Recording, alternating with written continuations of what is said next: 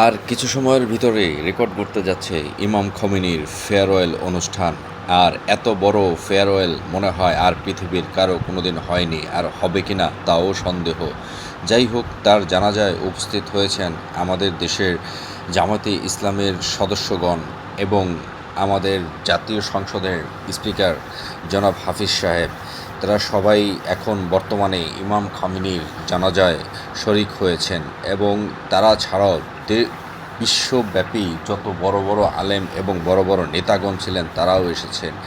মহিলাদেরও একটি বড় টিম সেখানে উপস্থিত হয়েছেন। তার জানাজায় প্রায় 3 কোটিরও বেশি লোক তেহরানে উপস্থিত হওয়ার সম্ভাবনা রয়েছে, আর সেজন্যই নেওয়া হয়েছে নজিরবিহীন নিরাপত্তা ব্যবস্থা। পাকিস্তানের প্রধানমন্ত্রী স্বয়ং নিজে এসেছেন তার জানাজায় উপস্থিত হতে, এবং রাশিয়ার এক শিয়া প্রতিনিধি দল তারাও এসেছেন তেহরানে শেষ বিদায় জানানোর জন্য ইমাম খোমেনিকে।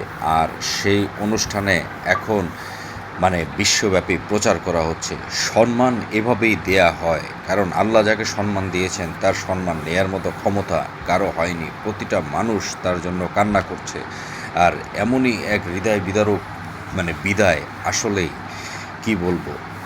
1989 সালে রুহুল্লাহ খোমেনি সাহেবের যখন বিদায় হয়, সেখানেই মোটামুটি প্রায় 1 কোটি লোকের সমাগম হয়েছিল, এবং তার সেই অনুষ্ঠানে 8 জন লোক মারাও গিয়েছিল এবং হাজারো প্রায় আহত হয়েছিল।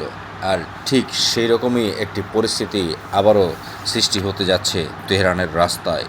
কোটি কোটি মানুষ এসেছে তাকে বিদায় দেওয়ার জন্য। দেশের মানুষ তো আছেই, সাথে বিদেশ থেকেও এসেছে কোটি কোটি লোক। আরও অনেক মানুষ তার জানাজায় অংশগ্রহণ করতে চাইলেও কিন্তু সামর্থ্যের কারণে সেই পর্যন্ত যে পৌঁছাতে পারেনি। যাদেরই সামর্থ্য আছে একমাত্র তারাই সেখানে অলরেডি চলে গেছেন।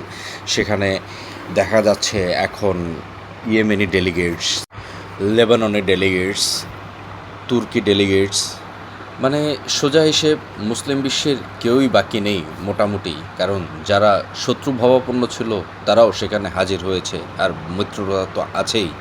সেখানে রাশিয়া এসেছে, চীন এসেছে, আমাদের দেশ গিয়েছে, পাকিস্তানিরা গিয়েছে। মোটামুটি তার জানাজার অনুষ্ঠানকে অলংকৃত করার জন্য আর ইতিহাসের সবচাইতে বড় জানাজায় নামকরণ করার জন্য প্রতিটা মানুষই ওখানে এখন উপস্থিত। আর তার সন্তান মোজতবা খোমেনি চেয়েছিলেন তার জানাজা পড়াতে, কিন্তু নিরাপত্তার জন্য তাকে সেই অনুমতি দেওয়া হয়নি।